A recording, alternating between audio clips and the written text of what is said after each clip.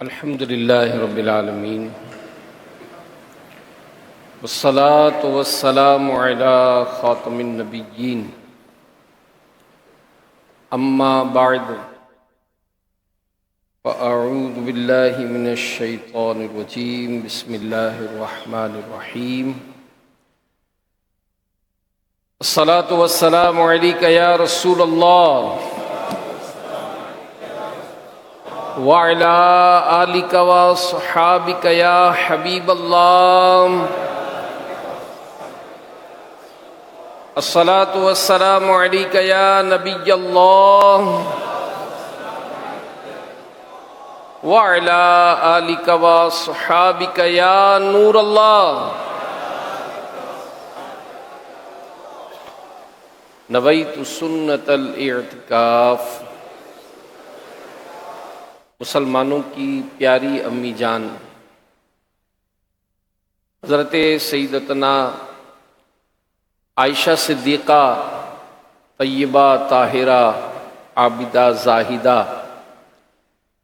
رضی اللہ عنہا روایت کرتی ہیں کہ رسول رحمت شفیع امت صلی اللہ تعالی علیہ وآلہ وسلم نے فرمایا کہ جب بندہ مجھ پر درود پڑھتا ہے تو اس کی برکت سے ایک فرشتہ اللہ پاک کی بارگاہ میں حاضر ہوتا ہے اور اس فرشتے کے لیے حکم ہوتا ہے کہ اسے میرے بندے کی قبر کے پاس لے جاؤ تاکہ یہ میرے بندے کے لیے مغفرت کے لیے مغفرت کی دعا کرتا رہے اور میرے بندے کی آنکھیں ٹھنڈی ہوتی رہیں۔ ذات والا پہ بار بار درود، بار بار اور بے شمار درود قبر میں خوب کام آتی ہے، بے کسوں کی ہے یار غار درود۔ صلو علی الحبیب صلی اللہ علی محمد وعلی آلہ وصحبہ وبارک وسلم۔ بڑی مشہور حدیث ہے انما الاعمال بالنیات، کہ اعمال کا دار و مدار نیتوں پر ہے، اور ہمیشہ یاد رکھیں کہ اچھی اچھی نیتیں کرتے رہنے سے ثواب بھی بڑھ جاتا ہے۔ تو آئیے بیان سننے سے پہلے جو یہاں حاضرین ہیں، مدنی چینل کے ناظرین ہیں، اچھی اچھی نیتیں کر لیتے ہیں۔ نیت کیجئے کہ رضا الہی کے لیے بیان سنوں گا، با ادب بیٹھوں گا اور توجہ سے سنوں گا، جو سنوں گا اسے یاد رکھنے، عمل کرنے اور دوسروں تک پہنچانے کی کوشش کرتا رہوں گا۔ صلو علی الحبیب صلی اللہ علی محمد۔ صحابی رسول حضرت عبداللہ بن عباس رضی اللہ عنہ سے روایت ہے کہ غیب جاننے والے نبی رسول ہاشمی صلی اللہ علیہ وآلہ وسلم نے فرمایا کہ جب قیامت کا دن ہوگا، ایک اعلان کرنے والا اعلان کرے گا، این ابو بکر، ابو بکر کہاں ہے؟ پہلے خلیفہ مسلمانوں کے حضرت سیدنا ابو بکر صدیق رضی اللہ عنہ یہ تشریف لائیں گے اور آپ کو جنت کے دروازے پر کھڑا کر دیا جائے گا اور حکم ہوگا جسے چاہیں جنت میں جانے دیں، جسے چاہیں روکتے جائیے۔ پھر دوبارہ اعلان ہوگا عمر کہاں ہے؟ تو مسلمانوں کے دوسرے خلیفہ سیدنا عمر فاروق اعظم رضی اللہ عنہ تشریف لائیں گے، انہیں میزان عمل پر کھڑا کیا جائے گا، حکم ہوگا کہ جس کا پلڑا چاہے وزنی کر دیجئے، جس کا چاہے ہلکا کرتے جائیے۔ تیسرا اعلان ہوگا عثمان غنی کہاں ہے؟ اب مسلمانوں کے تیسرے خلیفہ حضرت سیدنا عثمان غنی ذو النورین رضی اللہ عنہ یہ تشریف لائیں گے، انہیں ایک عصا یعنی چھڑی اسٹک دی جائے گی اور حوض کوثر کے قریب کھڑا کر دیا جائے گا، حکم ہوگا جسے چاہیں حوض کوثر سے پلاتے جائیں اور جسے چاہیں پیاسا ہی لوٹاتے جائیے۔ پھر چوتھا اعلان ہوگا، علی کہاں ہے؟ اب مسلمانوں کے چوتھے خلیفہ مولا مشکل کشا علی المرتضیٰ رضی اللہ عنہ یہ تشریف لائیں گے۔ آپ کو نورانی لباس پہنایا جائے گا۔ اللہ پاک فرمائے گا کہ اے علی، جب میں نے زمین و آسمان کو پیدا فرمایا اس وقت سے آپ کے لیے یہ لباس سنبھال کر رکھا گیا تھا۔ مصطفیٰ کا ہر صحابی دین کا شہباز ہے، ہر صحابی پر امام الانبیاء کو ناز ہے، صدق و عدل و جود و حکمت کیا عجب اوصاف ہے، ان کی ہر خوبی نبی کی بزم کا اعجاز ہے۔ ہر صحابی نبی سب صحابیات بھی جنتی جنتی، چار یاران نبی جنتی جنتی، حضرت صدیق بھی جنتی جنتی، اور عمر فاروق بھی جنتی جنتی، عثمان غنی جنتی جنتی، فاطمہ اور علی جنتی جنتی ہیں، حسن حسین بھی جنتی جنتی۔ صلو علی الحبیب صلی اللہ علی محمد۔ تو غور فرمائیے میرے پیارے پیارے اسلامی بھائیوں اور مدنی چینل کے ناظرین، اللہ پاک نے محبوب ذیشان مکی مدنی سلطان صلی اللہ علیہ وآلہ وسلم کے پیاروں یعنی چار یاروں کو کیسی عظیم شان عطا فرمائی ہے کہ الحمدللہ ہمیں چار یاروں سے پیار ہے۔ صدیق اکبر سے پیار ہے، عمر فاروق سے پیار ہے، عثمان غنی سے پیار ہے، مولا کائنات مولا علی سے بھی پیار ہے، اور سبحان اللہ آپ تو صحابی ہیں، اہل بیت میں سے ہیں، تو یوں آپ کے ساتھ ہمیں تو دوہرا پیار ہے، اور انشاءاللہ ان کے صدقے اپنا بیڑا سب صحابہ سے ہمیں تو پیار ہے، انشاءاللہ اپنا بیڑا پار ہے۔ تو ذرا کبھی تصور باندھا کریں، یہ روایت جب سنتے ہیں، بلکہ اس بات کو میں بیان کرتے ہوئے مجھے ایک بات یاد آ گئی، بہت پرانی بات ہے، ایک مدنی بہار ہے۔ امیر اہل سنت کا ایک بیان تھا، بیان کا نام بھی انشاءاللہ یاد آ جائے گا، اطاعت کسے کہتے ہیں؟ جی ہاں، اطاعت کسے کہتے ہیں؟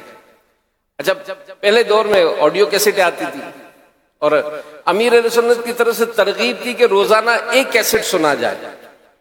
الحمدللہ کئی ایسے اسلامی بھائی اسلامی بہنیں کہ جنہیں یہ سعادت ملتی تھی روزانہ بیان کی کیسٹ سنتے تھے۔ تو ایک اسلامی بہن نے اپنا واقعہ بیان کیا کہ انہوں نے ایک بیان سنا، اطاعت کسے کہتے ہیں۔ تو اس میں امیر اہل سنت نے ایک جنگ کا واقعہ بیان کیا تھا، اور اس میں حضرت ابو سفیان رضی اللہ عنہ کا ذکر تھا، نبی پاک صلی اللہ علیہ وسلم کا ذکر تھا، صحابہ کرام کا ذکر تھا۔ تو یوں ایک واقعہ بیان کیا تھا۔ وہ اسلامی بہن کہتی ہے کہ میں رات کو سونے سے پہلے بیان سنتی تھی، بیان سنتی ہی میں سو گئی۔ تو کہا کہ جو واقعہ میں نے بیان میں سنا تھا وہی واقعہ مجھے خواب میں تصور میں آ گیا، میں نے وہ پورا جنگ کا منظر دیکھا۔ الحمدللہ نبی پاک صلی اللہ علیہ وسلم کے پیارے پیارے صحابہ کے ساتھ ساتھ خود نبی پاک صلی اللہ علیہ وآلہ وسلم کی زیارت نصیب ہو گئی۔ یہ تصور جب یہ روایات سنتے ہیں، آئیے تھوڑا تصور باندھتے ہیں کیسا پیارا منظر ہوگا۔ حوض کوثر پر عثمان غنی رضی اللہ عنہ، یہ ہم غلامان رسول صلی اللہ علیہ وسلم کو قیامت کی گرمی سے گھبرا کر جب پیاس سے بلکتے ہوئے حاضر ہوں گے تو انشاءاللہ دست عثمانی سے ہمیں کوثر کے جام نصیب ہوں گے انشاءاللہ۔ وہ کیسا منظر ہوگا جب مولا کائنات علی المرتضیٰ رضی اللہ عنہ کو وہ لباس، عظیم الشان لباس وہ پہنایا جا رہا ہوگا، وہ منظر بھی تو دکھایا جائے گا نا۔ اور پھر جناب جب اعمال کا حساب دینے کے لیے میزان عمل پر حاضر ہوں گے تو وہاں اللہ کے پیارے نبی صلی اللہ علیہ وسلم کے پیارے صحابی فاروق اعظم رضی اللہ عنہ کھڑے ہوں گے، اور ہم تو فاروق اعظم سے پیار کرنے والے ہیں، اگر ہم میزان عمل پر پلڑا ہلکا ہوگا تو انشاءاللہ فاروق اعظم کی خصوصی شفقتوں سے ہمارا پلڑا بھی بھاری ہو جائے گا انشاءاللہ۔ پھر جب جنت کی طرف چلیں گے تو وہاں مسلمانوں کے پہلے خلیفہ صدیق اکبر رضی اللہ عنہ موجود ہوں گے، اور جب اپنے سے محبت کرنے والے غلاموں کو دیکھیں گے تو انشاءاللہ جنت کا دروازہ بھی کھول دیں گے اور اپنے چاہنے والوں کو جنت میں بھی پہنچا دیں گے انشاءاللہ۔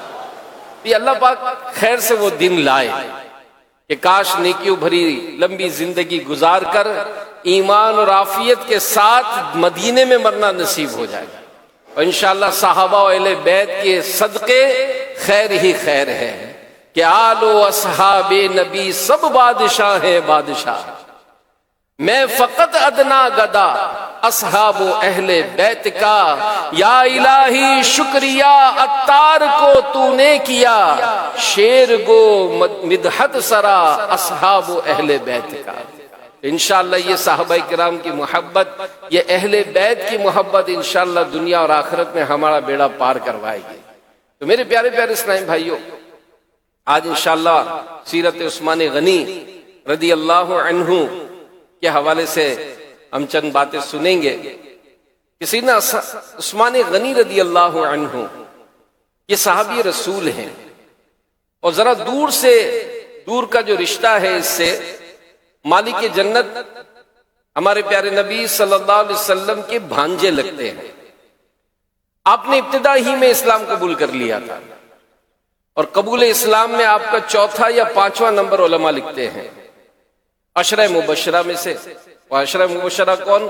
وہ 10 خوش نصیب صحابہ جنہیں زبان مصطفیٰ صلی اللہ علیہ وسلم سے جنت کی خوشخبری عطا ہوئی تھی، اور نبی پاک صلی اللہ علیہ وآلہ وسلم اپنے اس پیارے صحابی عثمان غنی رضی اللہ عنہ سے اتنی محبت فرماتے کہ آپ نے ایک ایک کر کے اپنی 2 شہزادیاں عثمان غنی رضی اللہ عنہ کے نکاح میں دی۔ اعلیٰ حضرت امام اہل سنت یہ بھی عاشق صحابہ و اہل بیت ہیں، اسی کی طرف اشارہ کرتے ہوئے بڑا خوبصورت شعر لکھا ہے کہ نور کی سرکار سے پایا دوشالہ نور کا، نور کی سرکار سے پایا دوشالہ نور کا، ہو مبارک تم کو ذوالنورین جوڑا نور کا۔ یعنی شعر کی وضاحت سنیں، ایمان تازہ ہوگا کہ اے 2 نور والے پیارے عثمان غنی، آپ کو بہت بہت مبارک کہ آپ کو پیارے آقا مکی مدنی مصطفیٰ صلی اللہ علیہ وسلم کی 2 صاحب زادیوں سے نکاح کرنے کا شرف حاصل ہوا ہے۔ تو مولا کائنات علی المرتضیٰ شیر خدا رضی اللہ عنہ، آپ سے عثمان غنی رضی اللہ عنہ کے بارے میں سوال ہوا تو فرمایا کہ عثمان وہ ہیں کہ انہیں فرشتے ذوالنورین کہتے ہیں، 2 نور والے، رسول اللہ صلی اللہ علیہ وسلم کے داماد ہیں، اور عثمان وہ خوش نصیب ہیں کہ جنہیں نبی پاک صلی اللہ علیہ وسلم نے جنت کی خوشخبری دی ہے کہ نبی کے نور 2 لے کر ذوالنورین کہلائے، نبی کے نور 2 لے کر وہ ذوالنورین کہلائے، انہیں حاصل ہوئی ہے یوں قربت محبوب رحمانی۔ تو اسلام کے دوسرے خلیفہ فاروق اعظم رضی اللہ عنہ کی شہادت کے بعد مسلمانوں کی اکثریتی رائے سے حضرت عثمان غنی رضی اللہ عنہ خلیفہ مقرر ہوئے۔ 12 سال تک آپ خلیفہ رہے۔ 40 دن کے سخت محاصرے کے بعد 18 ذوالحجہ 35 سنہ ہجری کو نہایت مظلومیت کے ساتھ آپ شہید کیے گئے۔ یعنی 18 ذوالحجہ یہ یوم شہادت عثمان غنی منایا جاتا ہے۔ تو پیارے اسلامی بھائیوں، سیدنا عثمان غنی رضی اللہ عنہ، اور یہ امیر علیہ سنت کا ایک بڑا پیارا آپ کا انداز ہے کہ آپ پسند فرماتے ہیں کہ بزرگوں کے جب ایام آئیں تو ہمارے گھروں میں بھی، ہماری مسجدوں میں بھی ذکر خیر ہو، ہمارے بچوں کو بھی پتہ چلے کہ اسلام کی کتنی عظیم ہستی ہیں یہ، ان کا مرتبہ، ان کی شان، ان کی عظمت یہ کس قدر بلند ہے۔ اور یاد رکھیے کہ جہاں صالحین اور نیک بندوں کا ذکر ہوتا ہے وہاں رحمت الہی کا نزول ہوتا ہے۔ تو گویا یہ ذکر عثمانی کر کے، ذکر صحابہ کر کے خود ہم اپنے مقدر جگا رہے ہیں۔ ہم اللہ کی رحمت کے طلبگار تو ہیں ہی، لیکن یہ رحمت الہی کا جب خوب توجہ ہوتی ہے جہاں اس کے پیاروں کا ذکر ہوتا ہے۔ تو عثمان غنی رضی اللہ عنہ یہ کیسے تھے؟ یہ علماء لکھے کہ بہت عبادت گزار، نیک اور پارسا تھے، روزانہ رات ایک ہی رکعت میں پورا قرآن پاک پڑھا کرتے تھے، ہمیشہ روزے رکھتے، خوب صدقہ و خیرات کیا کرتے۔ اللہ پاک نے آپ کو بہت سارا مال عطا فرمایا تھا، اس کے باوجود عاجزی بھری زندگی گزارتے، سادہ لباس پہنتے اور سادہ غذا کھایا کرتے تھے، یتیموں کی دیکھ بھال کرتے۔ یہ لیسن ہے ہمارے لیے۔ آج اگر اللہ پاک ہمیں بھی توفیق دے تو ہم ان اوصاف کو اپنائیں۔ اپنے ان بزرگوں کو یہ تلاوت قرآن، روز کا پورا قرآن پڑھتے، میں ایک پارہ ہی پڑھ لوں، ایک رکوع ہی پڑھ لوں، کم سے کم قرآن کھول کر کو تو دیکھوں۔ ساری رات یہ اللہ کی عبادت کرتے، یہ ساری رات عبادت میں گزارتے۔ میں عاشق عثمان غنی ہو کر 5 ٹائم کی نماز بھی نہ پڑھوں۔ یہ صدقہ و خیرات کرتے، اور کیسی صدقہ و خیرات کی اعلیٰ مثالیں آپ کی قائم ہوئی۔ میں کچھ نہ کچھ صدقہ خیرات کرتا ہوں۔ یتیموں مسکینوں کا تو ہمارے گھر میں بعض اوقات ایسا سلسلہ ہوتا ہے کہ خاندان میں ہی کوئی یتیم ہو جاتے ہیں بچے، لیکن کیا ان کی کفالت، ان کی کوئی دیکھ بھال کا کوئی ہمارا ذہن ایسا نہیں ہوتا۔ حضرت ثابت بن عبداللہ رحمت اللہ تعالیٰ علیہ فرماتے ہیں، ایک مرتبہ مسلمانوں کے چوتھے خلیفہ مولا علی مشکل کشا رضی اللہ عنہ کی خدمت میں ایک شخص حاضر ہوا، عرض کیا، اے امیر المومنین، میں مدینہ پاک واپس جا رہا ہوں، وہاں کے لوگ مجھ سے سیدنا عثمان غنی رضی اللہ عنہ کے متعلق پوچھ رہے تھے، انہیں کیا جواب دوں؟ فرمایا انہیں بتانا کہ یہ آیت کریمہ حضرت عثمان غنی پر مکمل ایک طرح سے فٹ آتی ہے۔ وہ کون سی آیت ہے؟ پارہ 7 سورہ مائدہ کی یہ آیت، آمنوا وعملوا الصالحات ثم اتقوا وآمنوا ثم اتقوا واحسنوا واللہ یحب المحسنین۔ آسان ترجمہ قرآن کنز العرفان، ایمان رکھیں اور اچھے عمل کریں پھر ڈریں، اور ایمان رکھیں پھر ڈریں اور نیکیاں کریں، اور اللہ نیکی کرنے والوں سے محبت فرماتا ہے۔ اے سوال کرنے والے، جب تم مدینے پہنچو تو وہاں والوں کو بتانا کہ عثمان وہ عظیم الشان ہیں جنہوں نے ایمان قبول کیا، نیک اعمال کیے، ساری زندگی ایمان پر ثابت قدم رہے، ساری زندگی تقوی اپناتے رہے، اللہ پاک سے ڈرتے رہے، اور آپ ایسے نیکوکار ہیں کہ اللہ پاک آپ سے محبت فرماتا ہے۔ اور یہ اصول رکھیں، یہ اصول یاد رکھیں کہ جن سے رب تعالی محبت کرتا ہے، بندہ اگر ان سے محبت کا اظہار کرے، اللہ ان کے صدقے اس سے بھی محبت فرماتا ہے۔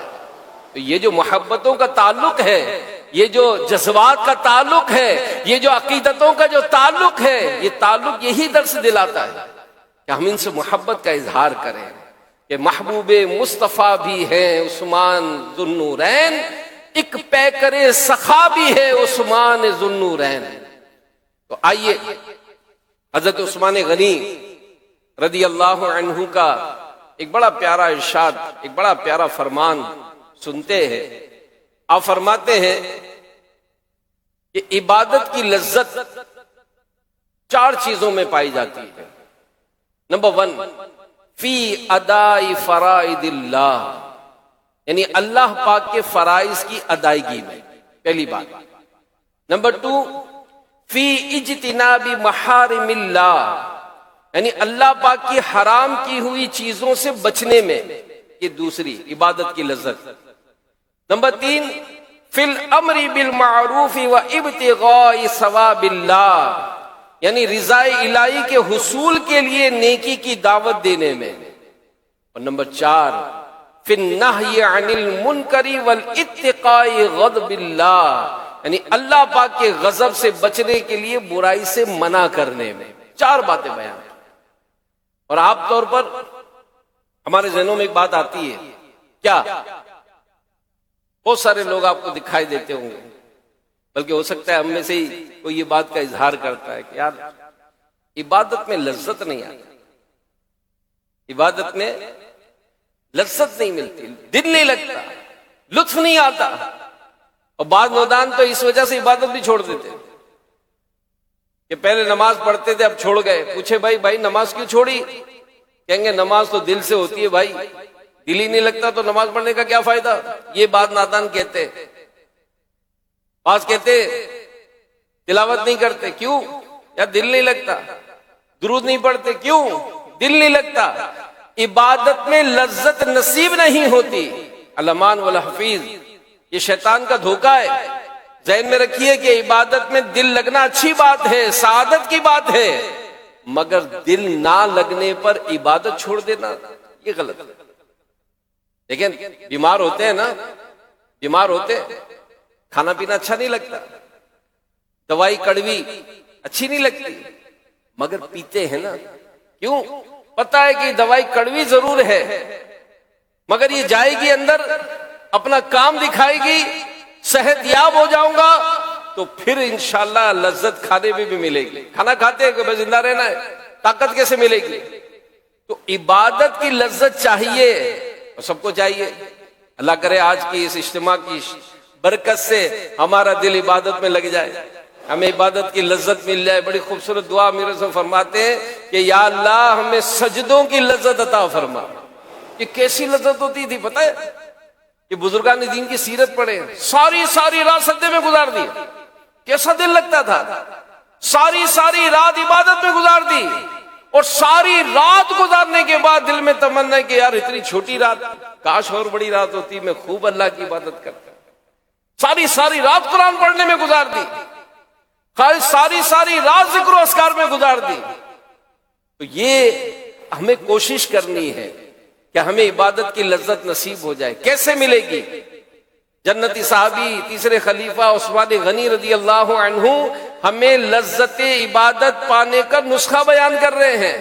فرمایا کہ 4 کاموں میں عبادت کی لذت ملتی ہے. پہلی فرائض کی ادائیگی کرنے میں، دوسری گناہوں سے بچنے میں، تیسری نیکی کی دعوت دینے میں، اور چوتھی برائی سے منع کرنے میں. اب ذرا اس کی ڈیٹیل سنیں. فرائض کسے کہتے ہیں؟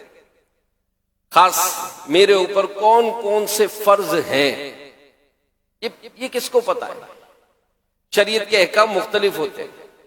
کچھ تو عمومی فرائض ہیں جو ہر عاقل مسلمان مرد عورت سب پر فرض ہے، جیسے نماز ہے، روزہ ہے، یہ سب پر ہی فرض ہے. مگر زکوٰۃ سب پر فرض نہیں ہوتی. شرائط پائی جائیں تو فرض ہوگی. حج سب پر فرض نہیں ہوتا، شرائط پائی جائیں گی تو فرض ہوگا. جو نوکری کرتے ہیں ان پر ہر ایک نوکری نہیں کرتا، تو جو اجیر ہے، جو ملازمت کرتا ہے، اس پر یہ سیکھنا فرض ہے. تاجر ہے تو تجارت کے متعلق فرائض ہے، وہ سیکھنا پڑیں گے. جو تاجر نہیں، تو جو تجارت ہی نہیں کرتا، وہ ظاہر اس کو نہ سیکھے. تو یوں فرائض مختلف ہوتے ہیں. ہم نے فرائض پورے کرنے ہیں، ان پر عمل کرنا ہے، تو معلوم ہوں گے تو عمل کریں گے نا.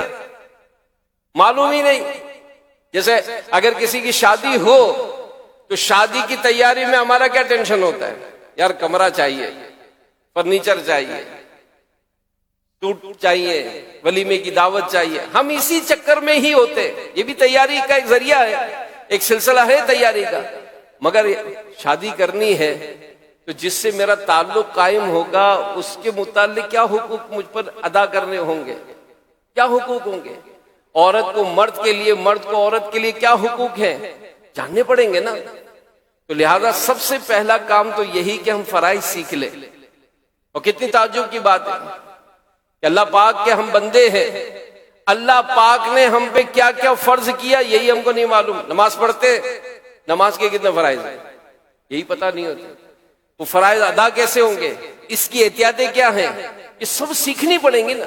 دنیا کا وہ کون سا علم ہے جو بغیر سیکھے ہم نے کیا؟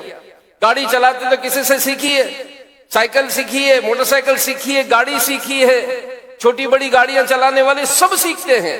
کاروبار کرتے ہیں، کاروبار سیکھا۔ سادہ موبائل ہوتا تھا، اب جناب وہ ٹچ موبائل لے لیا تو بھی سیکھ رہے کہ بھائی بتاؤ تو صحیح آن کیسے ہوتا ہے، یہ چلتا کیسے ہے، اس کے آپشن کیا کیا ہیں۔ جیسے جیسے کوئی نئے ماڈل کا لیتے ہیں ویسے ویسے ہمارے پاس کچھ نہ کچھ کمی ہو جاتی تو سیکھتے ہیں نا۔ تو اسی طرح میرے پیارے اسلام بھائی، ہمیں بھی وقت نکال کر فرائض سیکھ لیجیے۔ اور ایک آسان طریقہ یہ بھی ہے کہ دارالفتہ اہل سنت ماشاءاللہ کراچی شہر میں تو کئی جگہ قائم ہے، ملک میں کئی شہروں میں ہے، دنیا کے دوسرے ملکوں میں بھی ہیں۔ نہیں ہے تو فون پر آپ پوچھ سکتے ہیں، نہیں ہے تو میل کے ذریعے پوچھ سکتے ہیں، واٹس ایپ کے ذریعے پوچھ سکتے ہیں۔ تو مفتی صاحب سے تھوڑا سا وقت لے کر جائیں، بیٹھیں اور اپنے معاملات بیان کریں کہ میری یہ کنڈیشن ہے، مجھے بتائیں مجھے کیا کیا سیکھنا ہے۔ انشاءاللہ ان کے پاس تھوڑی دیر بیٹھیں گے، آپ کو بہت ساری معلومات ہو جائے گی۔ بخاری شریف کی ایک حدیث ہے اور حدیث قدسی ہے، اللہ پاک فرماتا ہے میرے نزدیک سب سے پسندیدہ چیز جس کے ذریعے بندہ میرا قرب حاصل کرتا ہے وہ کام ہیں جو میں نے بندے پر فرض کیے ہیں۔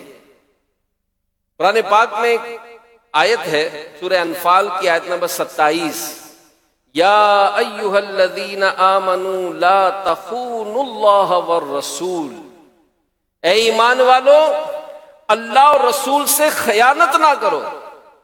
تفسیر صراط الجنان میں ہے کہ فرائض چھوڑ دینا یہ اللہ پاک سے خیانت کرنا ہے، سنت ترک کر دینا رسول اللہ صلی اللہ علیہ وسلم سے خیانت کرنا ہے۔ یہ کتنی سخت بات ہے کہ جو بندہ فرائض پر عمل نہیں کرتا، نماز فرض ہے نماز نہیں پڑھتا، رمضان کے روزے فرض ہے رکھتا نہیں ہے، زکوٰۃ فرض ہو گئی ادا نہیں کر رہا، حج فرض ہو گیا ٹال مٹول کر رہا ہے، ماں باپ کے فرض جو حقوق ہیں وہ ادا نہیں کر رہا، پڑوسیوں کے جو فرض حقوق ہیں اس میں کوتاہی کر رہا ہے، تجارت سے متعلق فرائض تو ادا کرنا دور کی بات اس کا علم بھی نہیں سیکھتا، ایسا بندہ اللہ پاک سے خیانت کرنے والا ہے۔ تو آپ خود غور فرمائیں میرے پیارے صاحب مدنی چینل کے ناظرین کہ جو اللہ پاک سے خیانت کرے کیا وہ اللہ پاک کے قرب کا حقدار ہے؟ نہیں، کیسے ہوگا؟ اس نے فرائض ضائع کیے ہیں۔ اور حدیث پاک میں اللہ کے پیارے نبی صلی اللہ علیہ وآلہ وسلم نے ارشاد فرمایا کہ اللہ پاک نے 3 فرشتے مقرر فرمائے ہیں، ایک فرشتہ کعبہ شریف پر مقرر ہے، دوسرا میری مسجد یعنی مسجد نبوی شریف پر مقرر ہے، تیسرا فرشتہ مسجد اقصی پر مقرر ہے۔ جو فرشتہ کعبے پر مقرر ہے وہ ہر روز اعلان کرتا ہے من ترک فرائض اللہ خرج من امان اللہ، جس نے اللہ پاک کے فرائض چھوڑے وہ اللہ پاک کی امان سے نکل گیا۔ جو فرشتہ میری اس مسجد پر مقرر ہے وہ روزانہ اعلان کرتا ہے من ترک سنت محمد لم یرد الحوض، جس نے سنت مصطفیٰ چھوڑی وہ حوض کوثر پر حاضری سے محروم ہو گیا۔ اور جو فرشتہ مسجد اقصی پر مقرر ہے وہ روزانہ یہ اعلان کرتا ہے من کان طعمته حراما کان عمله مضروبا به وجهه، جس کا کھانا حرام ہے اس کے اعمال اس کے منہ پر مار دیے جاتے ہیں۔ اللہ کی پناہ غور فرمائیے کہ جو اللہ پاک کے فرائض ضائع کرتا ہے اس سے اللہ پاک کی امان اٹھ جاتی ہے۔ تو اب ہم ذرا اپنی حالت پر غور کریں، کیا کما کما کر تھک چکے ہیں، اخراجات پورے نہیں ہوتے، بیماری نے گویا گھر میں ڈیرا ڈال رکھا ہے، ماں بیمار تھی صحت ہوئی تو بیوی بیمار ہو گئی، بیماری سے وہ اٹھی تو بچہ بیمار ہو گیا، وہ بیماری سے اٹھی تو بچی بیمار ہو گئی، ان سب سے فارغ ہوئے تو خود بیمار ہو گئے۔ یعنی اس طرح کے معاملات پے در پہ ہو رہے ہیں، کام ہے کہ پورے نہیں ہو رہے، جس طرف قدم بڑھا رہے ہیں ناکامیاں سامنے آ رہی ہیں، پریشانیوں نے گھروں پر ڈیرے ڈال رکھے ہیں، جس کو سنو وہ گویا غموں کا سمندر لیے بیٹھا ہے۔ یہ باز کہتے ہیں نا میرے بہت پریشانی ہے، میرے بہت دکھ ہے، یقین مانے اگر وہ تھوڑا لوگوں سے ملنا جلنا شروع کر دے اور لوگ اس کو اپنے دکھ بیان کریں یقین مانے جس سے ملو اس کی اپنی پوری کہانی ہے، پوری کہانی ہے۔ آخر وجہ کیا ہے؟ کیوں حالات بہتر نہیں ہو پا رہے؟ کیوں قسمت ساتھ نہیں دے پا رہی؟ بھائی فرائض ضائع کر رہے ہیں، اللہ پاک کی امان اٹھ چکی ہے، نماز نہیں پڑھ رہے، برکت مٹ گئی ہے۔ اور واقعی سوچنے کی بات ہے، کاش ہم فرائض ادا کرنے والے بن جائیں کہ ہمارے ایک معاملہ بہت عام ہے کہ لوگ فرائض سے زیادہ نوافل پہ توجہ زیادہ دیتے ہیں۔ جیسے ابھی کوئی رات آئے، جیسے شب برات آئے گی، شب قدر آئی، تو عموماً لوگ پوچھتے ہیں کہ آج کی رات کے نوافل کون سے ہیں؟ کیا آ کر پوچھتے ہیں، کتابوں میں پڑھتے ہیں، کہیں مل جائے تو جناب نوافل پہ بڑا زور، فرض پڑھی نہیں ہے، عشاء کی نماز پڑھنے پہ ٹینشن نہیں ہے، شب برات کے نفل پڑھنے، تو یہ کہاں کی عقل مندی ہے؟ تو لوگ خیر و برکت کے لیے گھروں میں سورہ یاسین شریف پڑھا رہے ہیں، اور بعض دکانوں پر بھی ترکیب بناتے ہیں، دکان جا کر صاف صفائی کر کے سب سے پہلا کام رومال رکھ کے جناب قرآن پڑھنا ہے۔ اچھی بات ہے، لیکن یار آپ تو نماز تو پڑھی نہیں آپ نے فجر کی، فجر میں اٹھنے کا تو آپ نے کوئی ٹینشن نہیں لیا، ہاں 10 بجے دکان کھولنی ہے، 9 بجے آفس جانا ہے، اس میں ناگا نہیں ہے، بلکہ شاید مدنی چینل کے ناظرین میں آپ کو بھی، یہاں جو حاضرین ہیں ان کو بھی، ہمارے پاس ایسے کئی لوگ ہیں جو آ کر کہتے ہیں کہ بھائی میں جہاں جاب کرتا ہوں نا، مجھے پنکچولیٹی پر تو ایوارڈ ملا ہے، 500 آدمی کام کرتے ہیں ہماری فیکٹری میں، مگر مجھے سرٹیفکیٹ ملا ہے۔ کیا بھائی کیا ملا سرٹیفکیٹ؟ میں نے پورے سال میں ایک چھٹی نہیں کی۔ ارے واہ بھائی، آپ نے تو بڑا کام کر دیا، میں نے پورے سال میں 1 منٹ لیٹ نہیں ہوا۔ لوگ کہتے ہیں جناب یہ تو ایسا پابند ہے، اس کو دیکھ کے گھڑی بلا لو، یہ تو بڑا پابند ہے۔ بھائی ذرا غور کریں، سیٹ کو راضی کرنے کے لیے کہ جناب یہ راضی ہو جائے گا میرے 2000 بڑھا دے گا، یہ راضی ہو جائے گا میرا گریڈ بڑھ جائے گا، اس کو راضی کرنے کے لیے تو پورے سال میں ایک چھٹی نہیں کی، اس کو راضی کرنے کے لیے سارے سال پابندی سے آئے، پابندی سے اپنا کام کیا۔ مگر جو رب جس نے ہمیں اتنی ساری نعمتیں دی ہیں، جو رب ہمیں نعمتیں دے رہا ہے، جس نے ہمیں کھانا عطا فرمایا، رہنا عطا فرمایا، گھر دیا، بچے دیے، اس کے فرائض کی ادائیگی کہاں ہے؟ اس کے لیے کوششیں کہاں ہیں؟ کوئی ایسا کہ جو کہے کہ جناب پورا سال ہوا 5 ٹائم میں ایک ٹائم میں مسجد کی چھٹی نہیں ہوئی، کوئی ایسا ہے کہ جناب پورا سال گزارا۔ ارے پورا سال چھوڑیں، 1 مہینے کا حساب لگا لیں، 1 مہینہ چھوڑیں، آج کا دن ہی لگا لیں کہ آج کا دن اگر کون جو کہے کہ جناب 4 ٹائم کی نماز بھی پہلی صف میں ادا کیے، یہ تو اعلان ہو جائے مسجد کمیٹیوں کی طرف سے کہ پہلی صف میں جو نماز پڑھے گا تو 100 روپے ملیں گے، پھر دیکھیں کون جگہ چھوڑتا ہے۔ اثر پڑھ کے بیٹھ جائیں گے، نہ بابا مغرب میں جگہ نہیں ملی تو یار ابھی مغرب ہوئی، عشاء پڑھ کے جائیں گے، 100 روپے کی دیہڑی لگ جائے گی۔ یعنی ہمارا یہ حال ہے کہ دنیاوی لالچ سے امیر اعظم چوٹ لگانے کے لیے گئے، اگر آج اعلان ہو جائے کہ جو داڑھی رکھے گا اس کو گورنمنٹ جاب ملے گی، کیا خیال ہے؟ ذہن بنانا پڑے گا کسی کا کہ داڑھی رکھ لو، نہ بابا۔ تو ہم اندازہ لگائیں میرے پیارے پیارے اسلام کہ ہمیں چاہیے کہ ہر وہ کام جو اللہ پاک نے ہم پر فرض فرمایا ہے اس کا علم بھی سیکھیں، اور ساتھ ساتھ فرائض و واجبات پر عمل کرے۔ اس کی برکت کیا ہوگی؟ عبادت میں لذت نصیب ہو جائے گی۔ مسلمانوں کی تیسرے خلیفہ سیدنا عثمان غنی رضی اللہ عنہ کے فرمان کے مطابق لذت بھری دوسری عبادت ہے گناہوں سے بچنا، اور یہ کام فرائض کی ادائیگی سے بھی زیادہ اہم ہے، بلکہ گناہ سے بچنا خود اہم ترین فرض ہے۔ اس فرض پر بھی عمل کریں، انشاءاللہ دل پاک ہوگا، عبادت کی لذت نصیب ہو جائے گی۔ امام حسن مجتبی رضی اللہ عنہ فرماتے ہیں کہ بے شک سب سے زیادہ عقل مند وہ ہے جو تقوی اختیار کرے۔ تقوی کیا ہے؟ گناہوں سے بچے۔ اور سب سے زیادہ احمق و بے وقوف وہ ہے جو گناہوں میں مبتلا رہتا ہے۔ اور ایک نصیحت کی بات عرض کروں، قرآن کریم کے کئی مقامات پر گناہ کو اپنی جان پر ظلم کہا گیا ہے۔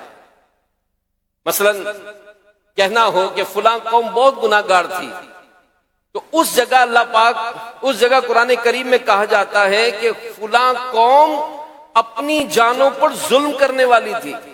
جیسے سورہ یونس کی آیت نمبر 44 میں فرمایا گیا ان اللہ لا یظلم الناس شیئا ولکن الناس انفسهم یظلمون. بے شک اللہ لوگوں پر کوئی ظلم نہیں کرتا، ہاں لوگ اپنی ہی جانوں پر ظلم کرتے ہیں. یعنی اللہ پاک کسی بھی شخص کو بے قصور سزا نہیں دیتا، وہ تو انتہائی مہربان ہے، بہت رحم فرمانے والا ہے، ہمیشہ اپنے بندوں پر عطائیں فرماتا ہے. ہاں یہ بندے ہیں جو گناہ کر کے اللہ اور رسول کی نافرمانیاں کر کے خود اپنی جانوں پر ظلم کر رہے ہیں. ذرا سوچیں کہ جو آفتیں بلائیں آتی ہیں، بارشیں رک گئیں، ابھی کراچی میں زلزلے آئے، اب بریکنگ نیوز آ رہی 33 جھٹکے آ گئے، لوگ گراؤنڈ میں جمع ہو گئے. گراؤنڈ میں جمع کر کے کیا توبہ و استغفار کر رہے ہیں یا وہاں پر بھی فلمیں دیکھ رہے ہیں؟ یہ منظر لوگوں نے دیکھے، کیسے ہمارا کا معاملہ سدھرے گا؟ ہم کب عبرت حاصل کریں گے؟ ارے بلڈنگیں ہل رہی ہیں، زمین ہل رہی ہے، ہم نہیں ہل رہے، ہم خود نہیں ہل رہے، زمین ہل رہی ہے. اور دیکھا ہے ہم نے کہ زمین ہلتی نہیں ہے، پھٹتی ہے، اس میں لوگ سما جاتے ہیں. یہ بلڈنگیں ہلتی نہیں ہیں، بلڈنگیں گر جاتی ہیں. اور ایسے ایسے واقعات اس دنیا میں ہوئے کہ اتنا ملبہ ہو گیا کہ بالآخر لوگوں نے ملبہ اٹھایا ہی نہیں، وہ پورا کا پورا ڈھیر ہی قبرستان بن گیا. ایسے واقعات ہوئے دنیا میں. ہم نہیں ہل رہے، زمینیں ہل رہی ہیں، بلڈنگیں ہل رہی ہیں. ہمیں ڈرایا جا رہا ہے، ہمیں سمجھایا جا رہا ہے کہ اللہ کے بندو اپنے جانوں پر ظلم نہ کرو، گناہوں سے باز آ جاؤ. لیکن کس نے شرابیں چھوڑی ہیں؟ کون چوری کرنا چھوڑ رہا ہے؟ کس نے رشوت کا لین دین چھوڑ دیا؟ کس نے ماں باپ کو ستانا چھوڑا ہے؟ کس نے دودھ میں ملاوٹ چھوڑی ہے؟ ہم کہہ رہے ہیں جناب اتنا مہنگائی کر دی، وہ جانور اتنا مہنگا بیچ رہا ہے. تو یہ سبزی والے نے کیا کیا؟ اس کو موقع ملا، اس نے بھی مہنگا کر دیا. دودھ والا کیا کر رہا ہے؟ اس کو مہنگا ملا، اس نے مہنگا کر دیا. تو گویا یوں تو آوے کا آوا ہی بگڑتا چلا جا رہا ہے. یاد رکھیے میرے پیارے اسلام بھائیو، اللہ پاک قرآن کریم میں فرماتا ہے من یعمل سوءا یجزا بہ، جو کوئی برائی کرے گا اسے اس کا بدلہ دیا جائے گا. یعنی جو برائی کرے گا وہ اس کا بدلہ پائے گا، چاہے دنیا میں پائے چاہے آخرت میں.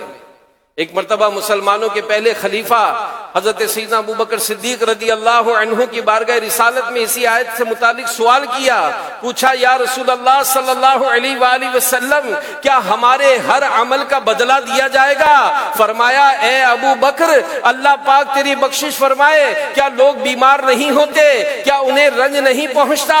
کیا وہ غمگین نہیں ہوتے؟ کیا وہ پریشانیاں نہیں آتی؟ عرض کیا کیوں نہیں، یہ سب کچھ ہوتا ہے. فرمایا فہوا ما تجزون بہ، بس یہ اعمال کا بدلہ ہی تو ہے. ہم کوئی ایسی بات ہوتی ہے تو ہم پھر کہتے یار ایسا تو ہوا نہیں. جیسے ایک جگہ کسی نے لکھا تھا صلو علی الحبیب صلی اللہ تعالی علی محمد صلی اللہ علیہ وآلہ وسلم کہ کسی شاگرد نے اپنے استاد سے سوال کیا، کسی شاگرد نے اپنے استاد سے سوال کیا کہ ہم رات دن اللہ کی نافرمانیاں کرتے ہیں، اللہ پاک ہمیں سزا نہیں دیتا. استاد محترم نے جواب دیا اسی بات نہیں، بلکہ اللہ تعالیٰ ہمیں کتنی سزائیں دیتا ہے مگر ہمیں اس کا احساس ہی نہیں ہوتا. اللہ تعالیٰ کی سزائیں کیا ہوتی ہیں سنو، مناجات الہی کی لذت سے محرومی. ہم پہلے دعا کرتے تھے بے اختیار آنسو نکلتے تھے، دل رکت سے بھر جاتا تھا، رکت طاری ہو جاتی تھی، اللہ کی بارگاہ میں گڑ گڑاتے تھے، ہم روتے تھے. اب یہ لذت نہیں مل رہی، قساوت قلبی، اس سے بڑی کیا سزا ہوتی ہے کہ انسان کا دل ہی سخت ہو جائے.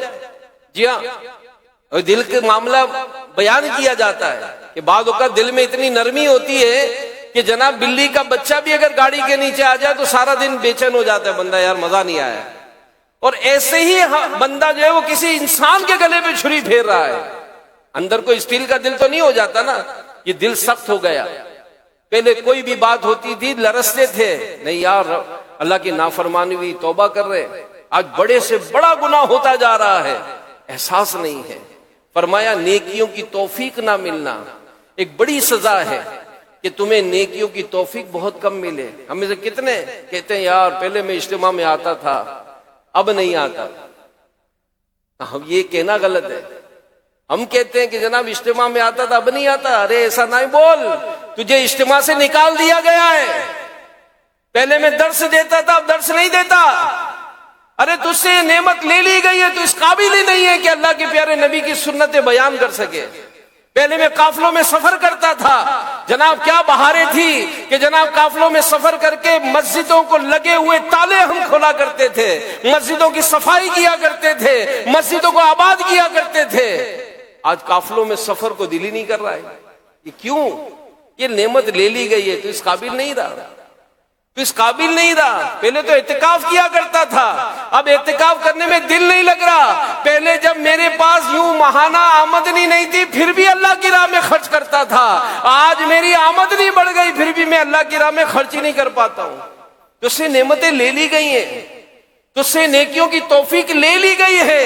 ارے آجا اللہ کی بارگاہ میں، گڑ گڑا رب کی بارگاہ میں، رو یا اللہ میرے گناہوں کو معاف فرما، مجھے یہ نعمتیں ملی تھی، مجھے یہ جو تہجد ملتی تھی، میں جو اشراق چاش پڑھتا تھا، اے مولا کریم میں تو روزانہ سینکڑوں بار درود پاک پڑھتا تھا، ہائے یہ کیا ہو گیا کہ مجھ سے یہ عمل کی توفیق ہی چھین لی گئی۔ پہلے پیر شریف کا روزہ رکھا کرتا تھا، کیسی روحانیت ملتی تھی، پورا سال اس کی ترکیب بنا کرتی تھی، شوال کے 6 روزے رکھا کرتا تھا، ذی الحج شریف کے روزے رکھنے میں میری رغبت ہوتی تھی، پہلے میں قربانی کی کھالیں جمع کیا کرتا تھا، کیسا تھا نیکی کی کاموں میں بڑھ چڑھ کر اسلامی بھائیوں کی معاونت کرتا تھا۔ ارے مسجد بننے کا کہیں کام آ جائے میں آگے بڑھتا تھا، مسجد کی پہلی اینٹ رکھنے میں کوششیں کرتا تھا، ارے ہاں یہی مسجدیں بنی تھی، میں آ کر روزانہ صبح اس کی ترائی کیا کرتا تھا۔ آج کیا ہو گیا، اس مسجد میں آنے کو میرا دل نہیں کر رہا۔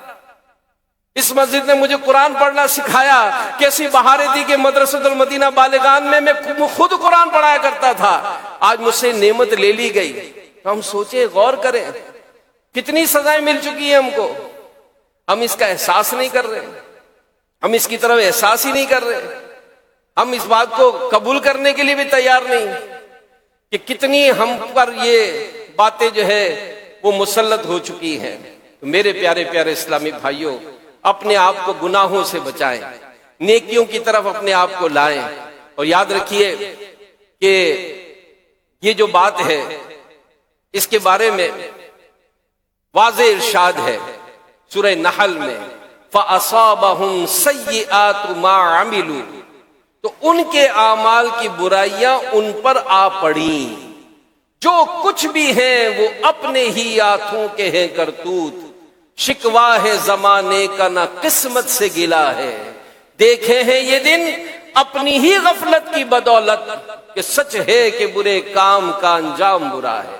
نیکی کے کام ہوتا ہے، بعض کی ایسی گنجائش ہوتی ہے، بعض کی گنجائش ہوتی ہے کہ جب نیکی کا کام مسجد بن رہی ہے، ہاں کم پڑے تو لے لینا یار، آ جانا میرے پاس، بڑا آسرا دیں گے، آ جانا کوئی مسئلہ نہیں ہے، کم پڑے آ جانا۔ وہ سیٹھ صاحب کی تجارت میں پیسے رہ گئے، مسجد بن گئی، آپ کا پیسہ ہی قبول نہیں ہوا، آپ کے پیسے کا نصیب ہی نہیں تھا کہ اس جگہ لگتے، نہ لگے تو روئیں تو صحیح بھائی، کیا ہو گیا یار، یہ قربانی کی کھالیں تو جمع ہو گئی، میں نے تو ایک کھال بھی اٹھا کر نہیں دی۔ سوچیں، غور کریں، یاد رکھیے میرے پیارے صاحب بھائیوں، گناہوں سے بچنے کو پرہیزگاری کہتے ہیں۔ ایک روایت میں ہے، امام ابن ابی دنیا رحمت اللہ تعالی علیہ آپ لکھتے ہیں، قیامت کے دن ایک پرہیزگار بندے کو اللہ کی بارگاہ میں پیش کیا جائے گا، اسے نور اپنی لپیٹ میں لے لے گا، اب وہ نگاہوں سے اوجھل ہو جائے گا، اسے اعمال دیا جائے گا، اس کے چھوٹے چھوٹے گناہ تو لکھے ہوں گے مگر بڑے گناہ جو اسے یاد ہوں گے اعمال میں موجود نہیں ہوں گے۔ ایک فرشتہ مہر بند اعمال نامہ اس کو دیا جائے گا، حکم ہوگا میرے بندے کو جنت کی طرف لے جاؤ۔ جب یہ پل صراط سے گزرتا ہوا آخری کنارے کا قریب پہنچے تو اسے نامہ اعمال دے دینا۔ چنانچہ فرشتے اس بندے کو لے کر جنت کی طرف بڑھے گا، بندہ اعمال نامہ کھولے گا تو اس میں وہ اعمال بھی لکھے ہوں گے جنہیں یہ جانتا تھا. فرشتہ کہے گا مجھے نہیں معلوم اس میں کیا لکھا ہے، مجھے تو مہر بند اعمال نامہ دیا گیا تھا. اللہ پاک نے فرمایا ہے اے میرے بندے، تیری عزت افزائی کے لیے تیرے ان اعمال کا حساب نہیں لیا گیا. یہ جو ہم دعا کرتے کہ اللہ بلا حساب ہمیں تو جنت میں داخلہ عطا فرما، کہ ہم حساب دینے کے قابل نہیں ہیں کہ بلا حساب، اور بے شمار لوگ بلا حساب جائیں گے. کاش عثمان غنی کے صدقے ان بے حساب جنت میں جانے والوں میں ہم بھی شامل ہو جائیں. بلا حساب رب تعالی ہمیں جنت میں داخلہ عطا فرما دے. تو اس غور کریں کیسی کرم نوازی ہے کہ جو اس دنیا میں گناہوں سے بچتا ہے، پرہیزگاری اختیار کرتا ہے، قیامت کے دن اس کی عزت بڑھائی جائے گی، اور بشری تقاضے سے جو گناہ اس سے سرزد ہوئے وہ فرشتوں سے بھی چھپائے جائیں گے، اور اللہ کریم اس پرہیزگار بندے کو بلا حساب جنت میں داخل کر دیے. کاش ہم بھی شامل ہو جائیں. تو مسئلہ یہ ہے کہ گناہوں سے بچا کیسے جائے. ظاہر ہے جب پتہ تو ہے کہ کام گناہ کا ہے، اور تبھی تو ہم اس سے بچ پائیں گے. اور حقیقت یہ ہے کہ ہمیں یہی نہیں پتا کہ کون سا کام گناہ کا، کون سا نیکی کا کام ہے. جی ہاں، ایسے کئی مثالیں میرے ذہن میں بھی ہیں، لیکن ظاہر ہے بیان کا وقت مختصر ہے. میں آپ کو مشورہ دوں گا، مکتبۃ المدینہ کی 2 کتابیں ہیں، جہنم میں لے جانے والے اعمال اور 76 کبیرہ گناہ. ایک کتاب جہنم کے خطرات بھی ہے. یہ کتابیں اپنے موبائل میں ڈاؤن لوڈ کر لیں. اب لینے جائیں گے، ہونی تو کتابیں گھر میں ہی چاہیے. امیر صاحب فرماتے کہ لائبریری ہونی چاہیے ہمارے گھر میں، کہ کتابیں وقتاً فوقتاً ہمارے ہاتھوں میں آئیں. چلے موبائل سے ڈاؤن لوڈ کر لیں فری میں ہی، اور ان کتابوں کو تھوڑا دیکھیں، پڑھیں، انشاءاللہ فرق پڑے گا. تیسری اور چوتھی بات جو عثمان غنی رضی اللہ عنہ نے فرمائی، نیکی کا حکم اور برائی سے منع کرنا. ان کے مطابق یہ تیسری لذت بھری عبادت ہے، نیکی کی دعوت دینا، اور چوتھی ہے برائی سے منع کرنا. یہ کام بھی ہمیں کرنا چاہیے. اپنی ذمہ داری سمجھیں میرے پیارے صاحب. یاد رکھیے ہر مسلمان مبلغ ہے. جی ہاں، ہماری سب کی ذمہ داری ہے کہ ہم سب نیکیاں کریں، نیکیاں پھیلائیں، برائیوں سے بچیں، دوسروں کو بچائیں. قرآن پاک میں اس امت کی فضیلت واضح طور پر بیان کی گئی. سورہ آل عمران آیت نمبر 110 میں کنتم خیر امت اخرجت للناس تأمرون بالمعروف وتنہون عن المنکر. اے مسلمانوں، تم بہترین امت ہو جو لوگوں کی ہدایت کے لیے ظاہر کی گئی. تم بھلائی کا حکم دیتے ہو، برائی سے منع کرتے ہو. تو معلوم ہوا کہ اس امت کی خصوصی شان یہ ہے کہ نیکی کی دعوت عام کرنے والی امت ہے. تو ہم کہاں ہیں؟ ہم کہاں ہیں؟ نمازیں ہم پڑھتے بھی ہیں تو اکیلے اکیلے چلے جاتے ہیں. بلائیں نا، نماز کی دعوت تو دیں. اور اس کا طریقہ کار باقاعدہ سکھایا جاتا ہے کہ علاقائی دورہ کریں، نیکی کی دعوت کا سلسلہ، گھر گھر دکان دکان جائیں. آپ یقین مانیں اگر اپنے محلے میں نکلیں گے، اور یہ تجربہ تو سب کو ہی ہوگا، جیسے رمضان کا چاند نظر آتا ہے مسجدیں کیسی فل ہو جاتی ہیں. جو ریگولر فجر کے نمازی ہوتے ہیں بعض اوقات ان کو جگہ ہی نہیں ملتی. او جناب دوسری تیسری منزل پہ جگہ ملے گی. یہ سارے کہاں سے آ رہے ہیں بھائی؟ یہ میری مسجد جو جمعے کے دن آباد ہوتی تھی، آج رمضان کے 1 تاریخ کو فجر میں ہی آباد ہو گئی. کہاں سے آ گئے؟ زمین سے نکلے، آسمان سے اترے؟ ارے نہیں بھائی، یہ ہمارے محلے کے ہی ہیں. یہ رمضان کے نمازی ہیں جن پر اگر ہم کوشش کرتے ہیں تو پورا سال رمضان پڑھ لیں. تو اب اگر نہیں آ رہے تو گھر جائیں ان کو بلانے کے لیے. کہاں ہیں اعتکاف والے؟ کہاں ہیں ہمارے کورسز کرنے والے؟ کہاں ہیں ہمارے ساتھ قافلوں میں سفر کرنے والے؟ ان سب کو بھی اگر ہم بلانا شروع کریں، ان سب کو بھی ہم دعوت دیتے رہیں، تو میرے پیارے پیارے اسلام بھائیوں فرق پڑے گا، فرق پڑے گا. ہم اگر کوئی سویا ہوا اس کو اٹھائیں فجر کے لیے، کتنی بڑی نیکی ہے. وہ فجر میں آ کے جماعت سے نماز پڑھ لیں. ہم گئے بال کٹوانے کے لیے، اب ہیئر ڈریسر نے گانے لگائے ہوئے ہیں. تھوڑی سی کوشش کر لیں کہ بھائی آپ اکیلے بھی سنیں تو گناہ ہے، لیکن آپ نے آن کیا، جتنے سن رہے سب کا گناہ آپ کے سر بھی آ رہا ہے. سب سن رہے ان کو بھی گناہ ہے، لیکن آپ سب کا گناہ بھی آپ کو مل رہا ہے. ایک بار سمجھائیں تو صحیح کہ سمجھانا مسلمانوں کو فائدہ دیتا ہے. آپ بس میں جا رہے ہیں، سفر ہو رہا ہے، راستے میں پتہ ہے نماز کا ٹائم ہے، تو ڈرائیور سے بات کرے، اور بعض تو پہلے سے ہی بات کر لے تو رک جاتی ہے، تھوڑی سی آواز لگا لیں کہ آئے بھائی نماز پڑھ لیں، آپ کے توجہ دلانے سے ہو سکتا ہے 2-4 جانے نماز پڑھ لیں۔ تو ہم کتنی صورتیں ایسی کہ ہم نماز کی دعوت دے سکیں گے، ہم اس طرح مسجد آباد کرنے والے بن جائیں گے۔ اور یاد رکھیے علماء فرماتے ہیں جو اللہ کے گھر کو آباد کرتا ہے اللہ اس کے گھر کو آباد کرتا ہے۔ کاروبار کرتے ہیں تو کتنے ایسے لوگ ہیں جو سود کا لین دین کر رہے ہیں، ہمارے سامنے ہو رہا ہے، ہم سمجھائیں تو صحیح۔ کتنے ایسے جو رشوت کا لین دین کر رہے ہیں، ان کو سمجھائیں تو صحیح۔ ایسے رسائل، ایسی کتابیں موجود ہیں کہ جس میں روایات لکھی ہیں، ہم ان کو پڑھائیں تو صحیح۔ ہو سکتا ہے آپ کو سمجھانا اور بتانا یہ کارآمد ہو جائے۔ اور یاد رکھیے نیکی کی دعوت نہ دینے کا نقصان، اللہ کے پیارے نبی صلی اللہ علیہ وآلہ وسلم نے ارشاد فرمایا کہ اللہ پاک نے حضرت جبریل علیہ السلام کو حکم فرمایا فلاں شہر کو اس کے رہنے والوں سمیت تباہ کر دو۔ جبریل امین علیہ السلام نے عرض کی اے رب، ان لوگوں میں تیرا ایک فلاں بندہ جو نیک بھی ہے، اس نے پلک جھپکنے کی مقدار بھی تیری نافرمانی نہیں کی۔ اللہ پاک نے فرمایا شہر ان پر الٹ دو، کیونکہ اس کا چہرہ میری نافرمانیاں دیکھ کر غیرت ایمانی کی وجہ سے کبھی تبدیل نہیں ہوا۔ برائیاں بڑھتی جا رہی ہیں، شراب کی دکانوں کی موویاں چل رہی ہیں کہ جناب یہ شراب کی دکانوں پہ رش دیکھو۔ ارے کون ہے جو ان کو روکے گا؟ یہ مسلمان کہلانے والے شرابیں پی رہے ہیں، بے حیائی کے معاملات بڑھتے جا رہے ہیں۔ تو اے دعوت اسلامی کے دینی ماحول سے وابستہ رہنے والوں، آئیے دعوت اسلامی کا ساتھ دیجئے۔ یہ کریا گاؤں گاؤں جو نیکی کی دعوت کے سلسلے ہو رہے ہیں، یہ 20 جون کو جو 1 ماہ کے مدنی قافلے سفر کر رہے ہیں، آپ بھی تو ہمت کریں نا، اپنے اداروں سے، اپنے گھر سے، اپنے معاملات سے چھٹی لینے کی کوئی درخواست ہی تو دے دیں۔ کم سے کم نیت تو کریں کہ اگر یہ چھٹی مل جائے، گھر سے اجازت مل جائے تو میں بھی سفر کروں گا۔ کم سے کم آپ دعوت دے کر کسی اور کو تیار تو کریں تاکہ نیکی کی دعوت کے سلسلے بڑھتے جائیں۔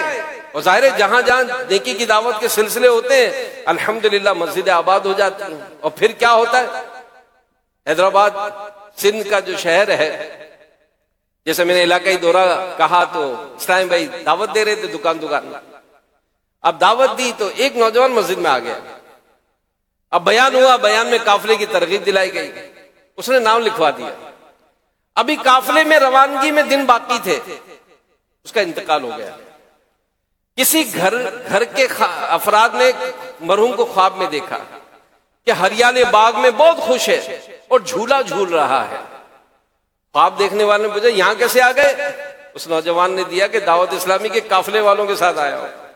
الحمدللہ اللہ کا بڑا کرم ہوا، میری ماں سے کہہ دینا میرا غم نہ کرے، میں یہاں بہت سکون میں ہوں۔ ہمت کرے آج ہی نام لکھوا دے۔ 20 جون تو کس نے دیکھی ہے کہ یار انشاءاللہ کہ مجھے چھٹی مل گئی، گھر سے اجازت مل گئی، انشاءاللہ سفر کروں گا۔ یا ہو سکتا ہے آپ نے اگر آج نیت کر کے کل جا کر اپنے سیٹ سے بات کی تو سیٹ صاحب کہیں کہ یار امیر اہل سنت سے تو میں نے بھی سنا تھا 20 جون کو قافلے جا رہے ہیں، ٹرینیں چل رہی ہیں، ایسا کرو میرا نام بھی لکھا دو، تم بھی چلو، میں بھی چلتا ہوں تمہارے ساتھ، تمہارا کرایہ بھی میں دے دوں گا، مہینے کی تنخواہ بھی دے دوں گا۔ بڑے ایسے بہت سے لوگ اپنے دکان کے افراد میں سے ایک ایک دو کو بھیجیں، قافلوں میں بھیجیں، انشاءاللہ اس کی برکتیں ملے گی۔ اللہ پاک ہمیں عمل کی توفیق دے۔ پیارے پیارے اسلام بھائیو، الحمدللہ ماہنامہ فیضان مدینہ یہ ایک بڑا زبردست علمی خزانہ ہے جو ہر مہینے مکتبۃ المدینہ سے جاری ہوتا ہے، مگر ہماری آئی ٹی سبحان اللہ اس نے ایک ایپلیکیشن بھی بنا رکھی ہے۔ آپ ماہنامہ فیضان مدینہ اس کی ایپلیکیشن ڈاؤن لوڈ کر لیں، پچھلے تمام ماہنامہ ان کی PDF بھی مل سکتی ہے، آپ اس کو سرچ بھی کر سکتے ہیں، مختلف آرٹیکل بھی پڑھ سکتے ہیں اور انشاءاللہ اس کو شیئر بھی کر سکتے ہیں۔ تو یہاں فیضان مدینہ میں ہمارا اسٹال لگا ہوگا، آپ جا کر مفت میں اس ایپلیکیشن کو ڈاؤن لوڈ بھی کر سکتے ہیں۔ چند ضروری اعلانات سماعت فرما لیں۔ ہر ہفتے امیر اہل سنت مدنی چینل پر لائیو مدنی مذاکرہ فرماتے ہیں، آنے والے ہفتے کو بھی انشاءاللہ مدنی مذاکرہ ہوگا، اور یہ مدنی مذاکرہ جو ہے وہ فیضان مدینہ سے ہی ہوگا۔ تو یہاں 9:15 بجے عشاء کی نماز ہے، انشاءاللہ 9:45 بجے ہفتہ وار مدنی مذاکرے کا سلسلہ ہوگا، آپ اس میں خود بھی شرکت کریں. کراچی والے تو یہیں آ جائے کریں کیونکہ الحمدللہ یہاں براہ راست امیر رسول کی زیارت ہوتی ہے, اور جو رات کو رک جاتے ہیں تو ماشاءاللہ آرام بھی ہو جاتا ہے, تہجد بھی مل جاتی ہے, خوش نصیب جو روزہ رکھنا چاہتے ہیں ان کو سحری بھی ملتی ہے, اور پھر الحمدللہ امیر سنت کی اور مزید قرب نصیب ہو جاتا ہے. لائیو بغیر گلاس کے بھی آپ کی زیارت ہو جاتی ہے الحمدللہ. تو آپ سب ہفتے کو مدنی مذاکرے میں شرکت کریں.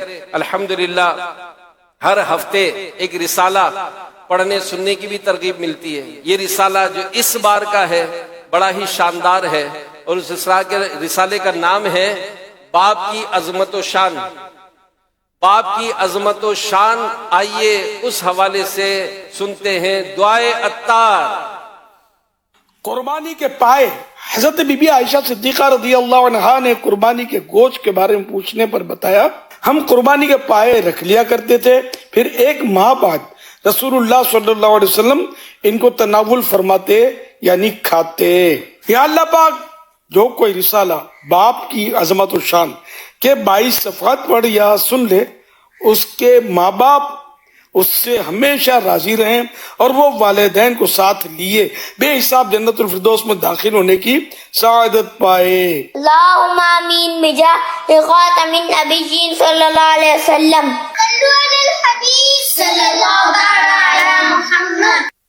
تو یہ رسالہ باپ کی عظمت و شان, یہ رسالہ تعداد میں حاصل کر لیں.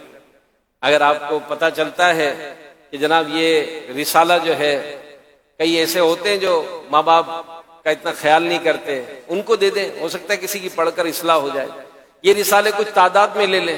عثمان غنی کا یوم شہادت بھی ہے پرسوں, کل آپ ان کے ایصال ثواب کے لیے 1800 رسالے لے لیں, ورنہ کم سے کم 18 رسالے لے لیں, ورنہ ایک ہی رسالہ لے لیں, پڑھ کر کسی اور کو دے دیں. تو آج ہی لے لیں گے تو کل جمعہ ہے, جمعے کی نماز میں اس کو تقسیم کیا جا سکتا ہے. تو یہ رسالہ حاصل کریں. اسی کے ساتھ کرامات عثمان غنی یا امیر اہل سنت کا رسالہ ہے, اس رسالے کو حاصل کریں تاکہ اور مزید عظمت و شان عثمان غنی کی ہم حاصل کر سکیں. آئیے بیان کو اختتام کی طرف لاتے ہوئے چند سنت اور آداب بیان کرتا ہوں. پیارے پیارے اسلام بھائیو, پیر اور جمعرات کا روزہ رکھنا سنت مصطفیٰ ہے. نبی پاک صلی اللہ علیہ وسلم نے ارشاد فرمایا کہ پیر اور جمعرات کو اعمال پیش ہوتے ہیں, میں پسند کرتا ہوں کہ میرا عمل اس وقت پیش ہو کہ میں روزہ دار ہوں. محبوب کریم صلی اللہ علیہ وسلم پیر شریف اور جمعرات کو روزہ رکھا کرتے تھے. اس کے بارے میں عرض کی گئی تو فرمایا ان دونوں دنوں میں اللہ پاک ہر مسلمان کی مغفرت فرماتا ہے, مگر وہ دو شخص جنہوں نے باہم جدائی کر لی ان کی نسبت ملائکہ سے فرماتا ہے انہیں چھوڑ دو یہاں تک سلو کر لیں. مسلمانوں کی پیاری امی جان سیدہ عائشہ صدیقہ رضی اللہ عنہا روایت کرتی ہیں کہ اللہ پاک کے آخری نبی صلی اللہ علیہ وسلم پیر اور جمعرات کو اہتمام کے ساتھ روزہ رکھتے تھے. ابو قتادہ رضی اللہ عنہ فرماتے ہیں نبی پاک صلی اللہ علیہ وسلم سے پیر شریف کے روزے کے بارے میں پوچھا گیا, فرمایا اسی میں میری ولادت ہوئی اور اسی میں مجھ پر پہلی وحی نازل ہوئی. تو اللہ توفیق دے, صحت اجازت دے تو پیر اور جمعرات کا اہتمام کے ساتھ روزہ رکھیں. سنت پر عمل کے ساتھ ساتھ بے شمار برکتیں حاصل ہوں گی. یاد رکھیے اگر نفل روزے رکھنے سے کام کاج میں سستی آئے تو روزہ رکھنے کی اجازت نہیں. جہاں بھی نفل روزے کے سبب کسی افضل کام میں حرج ہو, مثلا کسی اسلامیہ کی ذمہ داری اس نوعیت کی ہے کہ جہاں عوام سے واسطہ پڑتا ہے اور روزہ رکھنے میں ذرا مزاج گرم ہو جاتا ہے اور کام اگرچہ پورا ہو جاتا ہے مگر لوگوں سے بد اخلاقی کر جاتا ہوں, تو نفل روزوں کے مقابلے میں بد اخلاقی سے بچنا یہ زیادہ ضروری ہے. ماں باپ اگر بیٹے کو نفل روزے سے اس لیے منع کریں کہ بیماری کا اندیشہ ہے تو والدین کی اطاعت کریں. شوہر کی اجازت کے بغیر بیوی نفل روزہ نہیں رکھ سکتی. تو مختلف سنت آداب سیکھنے کے لیے بار شریعت حصہ 16 اور امیر اہل سنت کا بڑا خوبصورت رسالہ ہے 550 سنت اور آداب, یہ حاصل کریں. آئیے ہفتہ وار درود پاک دعائیں یہ پڑھ لیتے ہیں. بزرگوں نے فرمایا کہ جو شخص ہر شب جمعہ یعنی جمعہ و جمعرات کی درمیانی رات یہ درود پاک پابندی سے کم از کم ایک بار پڑھے, موت کے وقت سرکار مدینہ صلی اللہ علیہ وآلہ وسلم کی زیارت کرے گا، قبر میں داخل ہوتے وقت بھی یہاں تک کہ وہ دیکھے گا کہ نبی پاک صلی اللہ علیہ وسلم اسے قبر میں اپنے رحمت بھرے ہاتھوں سے اتار رہے ہیں۔ آئیے ہم بھی پڑھ لیتے ہیں، اللہم صلی وسلم وبارک علی سیدنا محمد النبی الامی الحبیب العالی القدر العظیم الجاہ وعلی آلہ وصحبہ وسلم۔ حضرت انس رضی اللہ عنہ سے روایت ہے کہ اللہ کے پیارے نبی صلی اللہ علیہ وسلم نے فرمایا، جو شخص یہ درود پاک پڑھے، اگر کھڑا تھا تو بیٹھنے سے پہلے اور بیٹھا تھا تو کھڑے ہونے سے پہلے اس کے گناہ معاف کر دیے جائیں گے۔ اللہم صلی علی سیدنا و مولانا محمد وعلی آلہ وسلم۔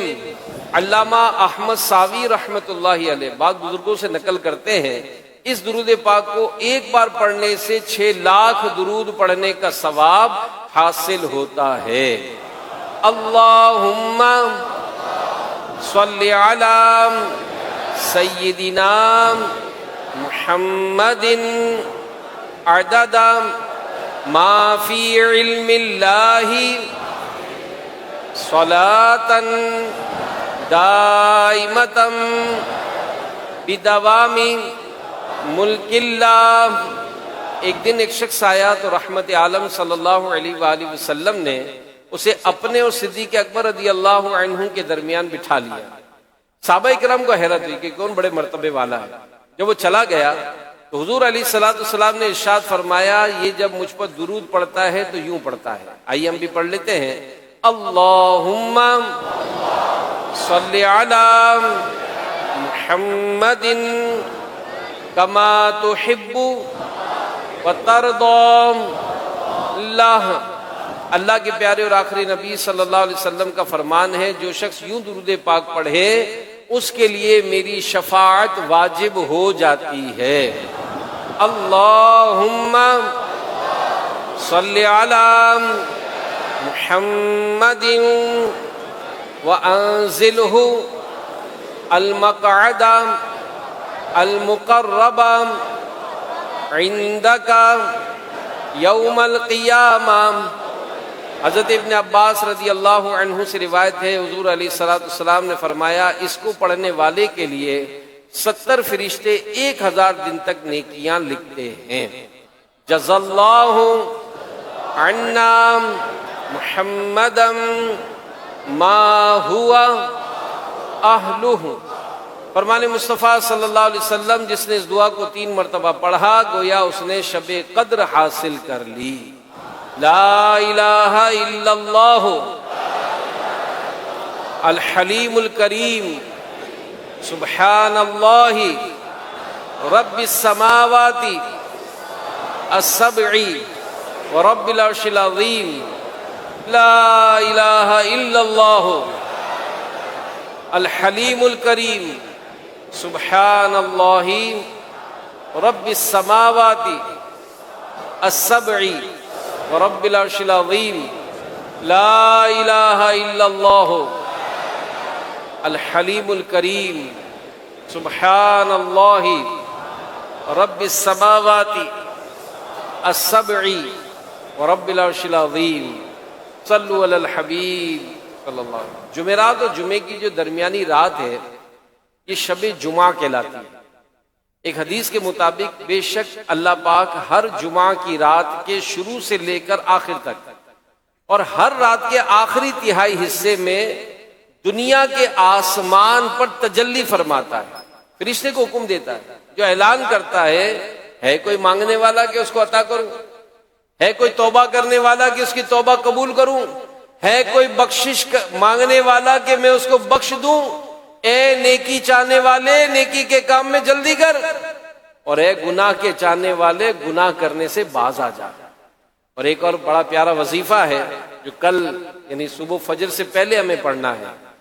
فرمان مصطفیٰ صلی اللہ علیہ وسلم ہے جو شخص جمعہ والے دن فجر کی نماز سے پہلے 3 مرتبہ استغفر اللہ الذی لا الہ الا ہوا واتوب الیہ پڑھے اس کے گناہ بخش دیے جائیں گے اگرچہ سمندر کے جھاگ سے زیادہ ہوں. اللہ پاک ہم سب کو عمل کرنے کی توفیق. ویڈیو دیکھنے کا شکریہ. اگر آپ چینل پر نئے ہیں تو سبسکرائب کر لیں اور ساتھ ہی ساتھ بیل آئیکن پر بھی کلک کر دیں تاکہ یوٹیوب ہماری ہر ویڈیو کا نوٹیفیکیشن سب سے پہلے آپ کو بھیج دے. جزاک اللہ.